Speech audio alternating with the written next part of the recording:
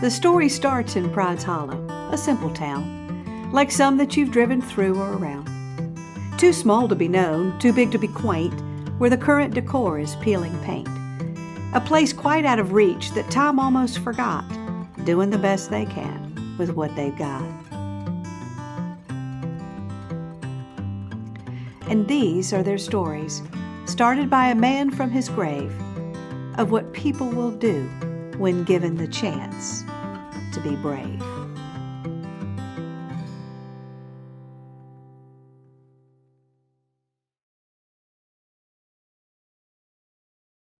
I think this story will mean a little something to everyone who hears it, but it will mean even more to that group of people who fall under the label of believers. As believers, there is much mystery to the truth we follow, most of which will not be revealed until we take our place in the stars. But not one of us can deny that our Creator holds three words in highest regard: love, grace, and forgiveness. This story is about all three.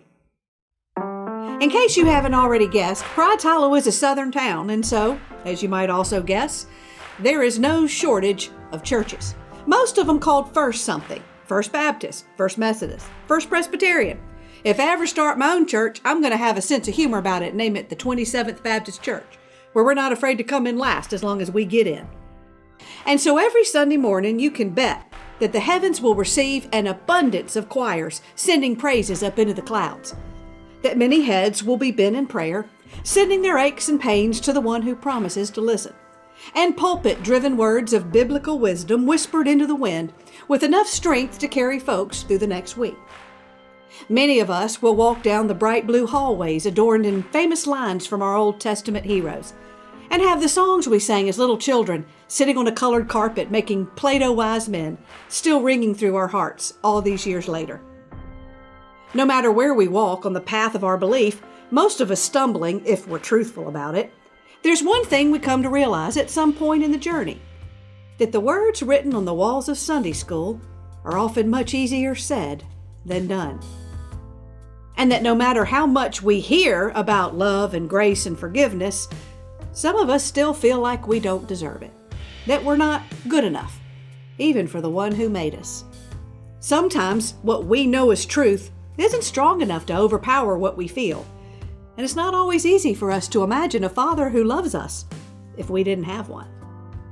Which brings us to the three people in today's story: the father, who doesn't believe in second chances; the mother, who can't find the strength to forgive; and the daughter, caught in the middle. Her name was Isabel, and like most teenagers, she knew her list of favorites. Favorite color: purple, the light kind, not the dark kind. Candy: sour gummies. Heartthrob: Robert Pattinson, Twilight. Her favorite show: American Idol. And her favorite song: The Rose. And sometimes in the shower, she knew she sounded just like Bette Midler when she sang it.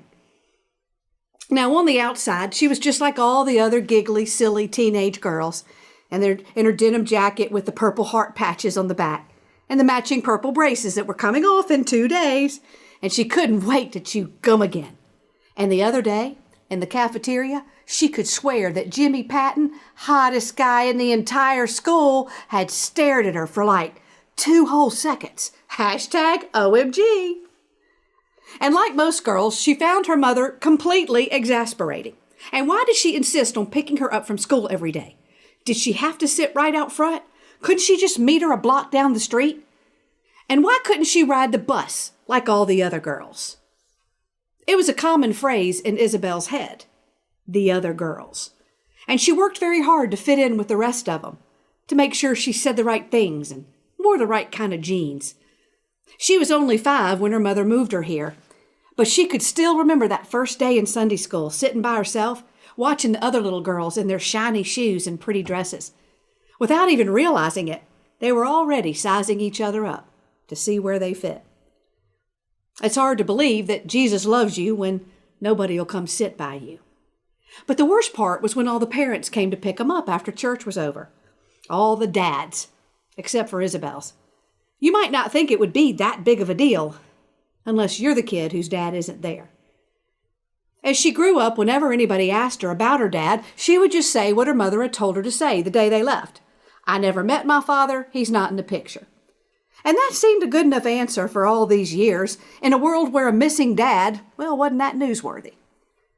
But her dad wasn't really missing. She knew exactly where he was.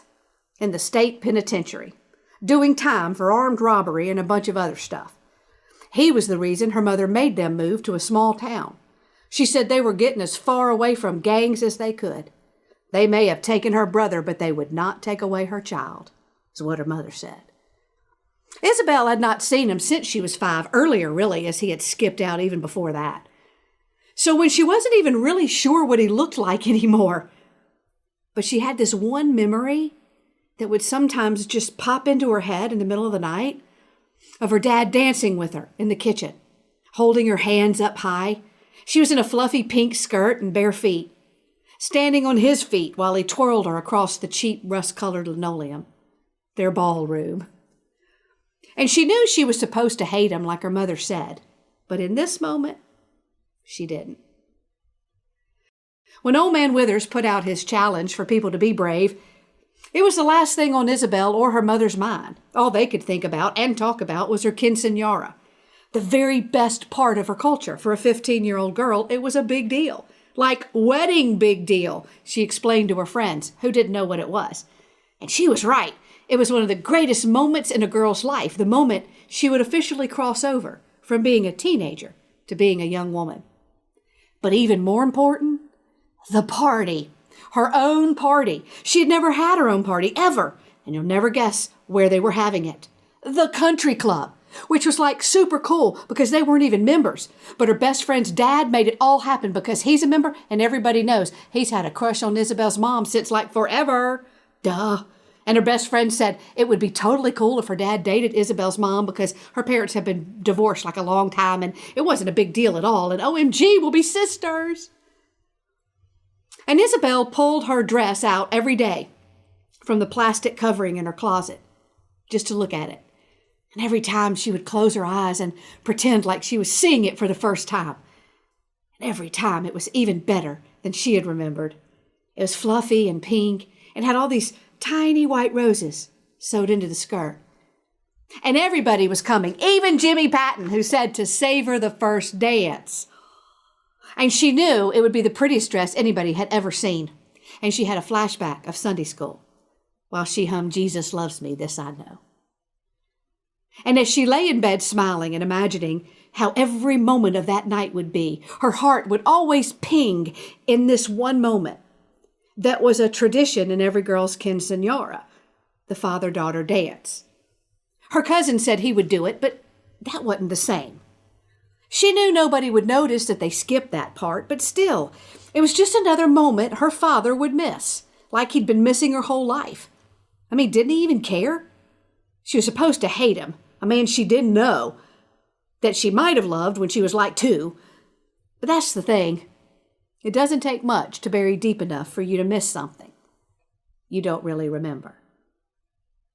Meanwhile, a couple of 100 miles away, in a concrete block neighborhood surrounded by high towers and chained fences, where you never heard the usual neighborhood sounds of lawnmowers and children playing, in the last cell on C Block, number 23, sat Isabel's father, hunched over, his shoulders not as thick as they used to be, his tattoos not nearly as menacing. He was more tired than anything, staring at an old photograph from when she was 2, dancing on his feet. He thinks it was the last time he saw her, and yet he had thought of her every single day since.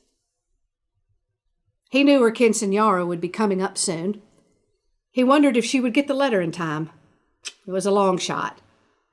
And Lord knows he didn't deserve a second chance. The old man with the broom nodded as he passed his cell, just like he always did. "Night, Perdonato," he said. Donato shook his head like he always did. "It's Donato, you old fool. My name's Donato." She didn't know if she should show her mother the letter she had tucked under her pillow. It would just make her mad. Isabel hadn't even opened it at first. She had found it in the mail, saw it before her mother did, which was good. Her mother would have probably thrown it away as soon as she saw the words, State Penitentiary. So she had quickly tucked it under her pillow, waiting for the courage to open it. Why was she scared to read it? Maybe she worried that the father she didn't know might still be better than the one she did. Finally, one night she couldn't stand it, and with shaking fingers she opened it up. It was just a simple piece of notebook paper. His handwriting was kind of messy, but she could still read it. He said he didn't quite know what to say, just that he missed her, and that he thought about her every day. He knew he'd messed up really big, but wondered if maybe she would give him a second chance. If maybe she would come to visit him sometime. Maybe take a picture in her quinceañera dress so he could show all his friends, well, what few he had in here. And if she didn't want to, he'd understand.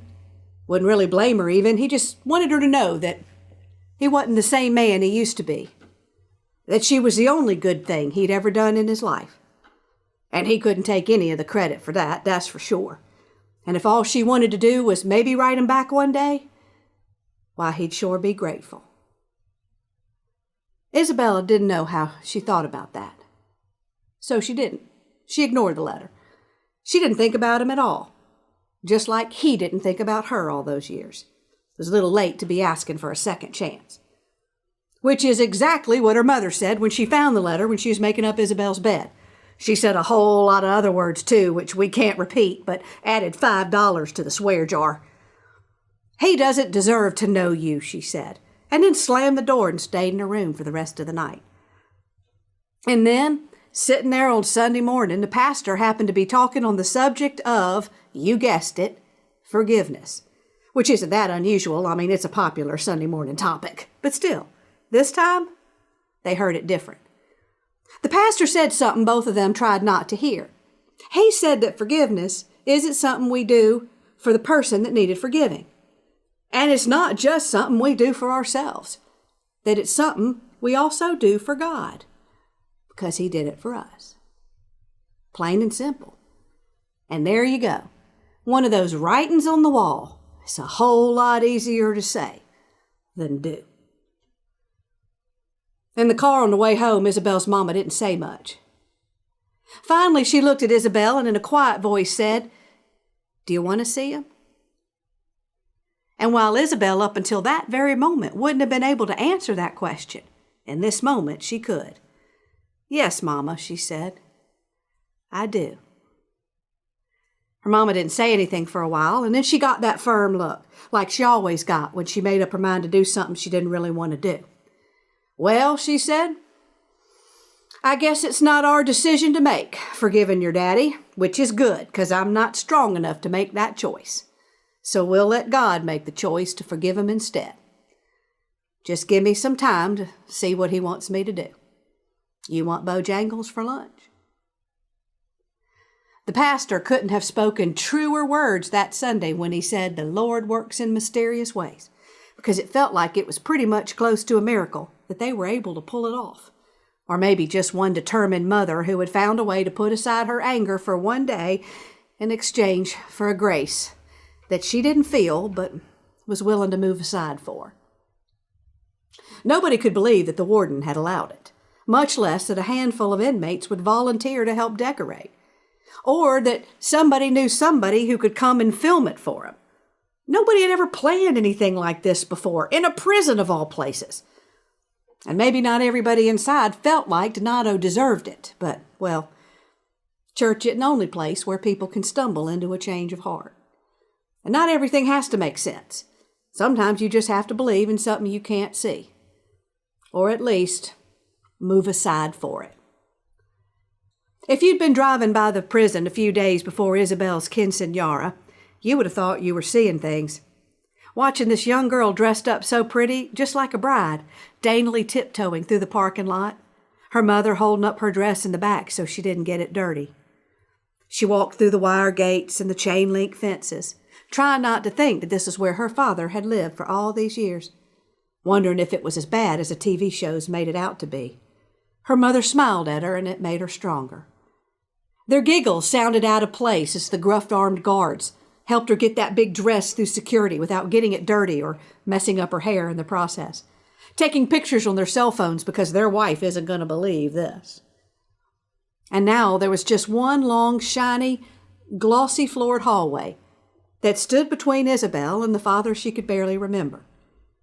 But she just kept taking one step after another, remembering that she could do this with the strength of her mother at her side and the spirit her pastor was always going on and on about. Donato had run with some bad people in his life. He had looked evil and death in the face more than once. Men had feared him. But he wasn't sure he had ever been as nervous as he was in this moment, standing there in a borrowed suit, waiting for his little girl to walk through that door. There was nothing he could think of that would have been worth more than this moment right here, and he knew it might not come again. So he would remember every single second for the rest of his life. She stood in the doorway with a nervous smile as her mother stepped back and trusted grace to hold up her daughter, as it had held her up so many times. How hard it is to step back so that our children can step forward. Donato had to tell himself to breathe as he watched that faded photograph come to life right there. She was so beautiful. Her smile looked just like his own mother's. And he hoped that somehow up there she was looking down to see the one good thing he had done. He reached out a shaking hand just as they had planned, not even sure if she would grab it. She reached out a shaking hand, not even sure if he would grab it. And on cue, the inmate who sat off to the side began to strum with fingers bearing the tattoos of his crimes on a borrowed guitar. The song that Donato had requested in return for 3 packs of cigarettes. A song about a rose. And time was suspended as their fingers touched, and the little girl in bare feet and a pink tutu grabbed hold of her father's hands, stepped up on his toes, while he twirled her around the cheap linoleum kitchen. And just like that, the dingy gray visitation room of a prison, strung with cheap paper-white streamers, became the moment of a million answered wishes, where the past was tucked away to make room for grace and second chances. And she got her father-daughter dance, just like all the other little girls. Isabel's quinceañera was perfect. She got her first kiss, yes, from Jimmy Patton, and it was a night she would truly remember forever. Yes, it symbolized the night she crossed over from being a child to being a woman. But in truth, well, the real crossover happened earlier, at her father-daughter dance, where she and her father and her mother saw what it looks like to forgive. And that sometimes, even if you don't feel it, you just have to step aside and let there be grace. Donato got more moments with his daughter, even got to smell the sweet face of his grandson. But just as sweet was the sound of that old man shuffling past his cell with the broom, whispering, "Good night, Donato." A name that means forgiven. The words written on the walls of Sunday school are often much easier said than done. It can be easy to hear that we're forgiven, but not so easy to believe it. It can be easy to say we need to forgive, but not so easy to actually do it. Which is why sometimes we just have to step aside and let God do it. He's quite good at it, as any believer will tell you. That day, all 3 of them did something very brave. Old Man Withers would be proud. Today's episode is based on a true story. It is dedicated to Scotty Barnes, founder of Forgiven Ministry, and the one who shared this story with me. Jeremiah 29:11 says, "For I know the plans I have for you, declares the Lord. Plans to prosper you and not to harm you. Plans to give you hope and a future." Wash me in the water, cleanse me in the mercy of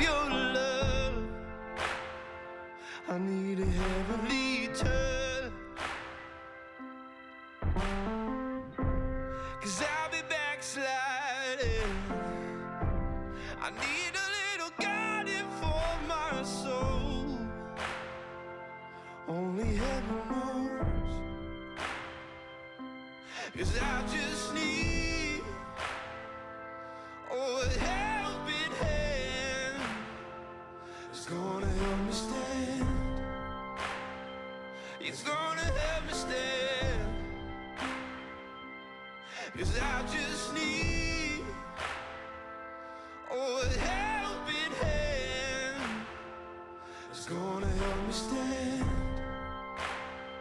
It's gonna help me stand.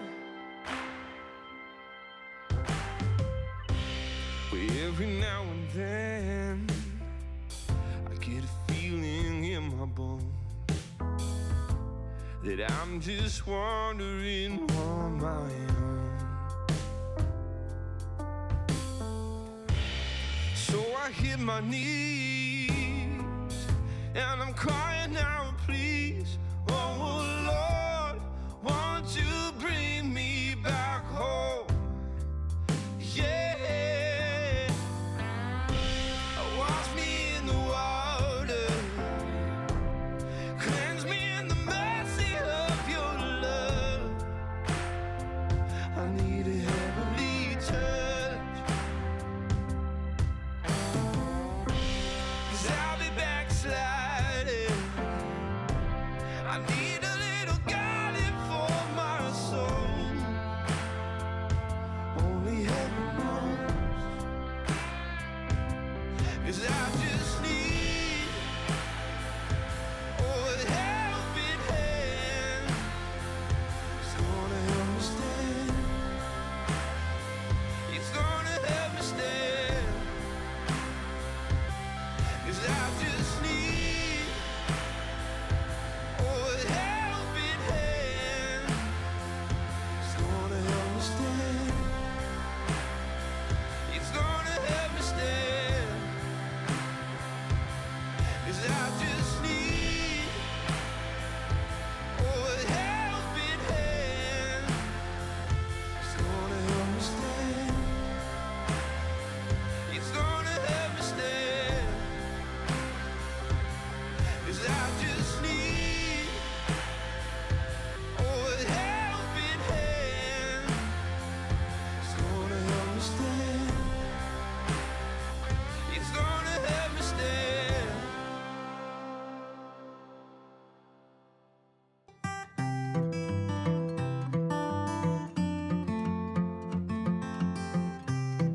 And so the sun sets on this episode's guest of what one more did with that old man's request. But soon I'll be back with a new tale to unfold, for there are many more stories still left to be told. For this challenge has started with no end in sight as each person closes their eyes and takes flight. But until next time, maybe you'll find the chance to close your eyes and join in the dance. Maybe this story whispered from that old man's grave will push you to find out what happens when you choose to be brave.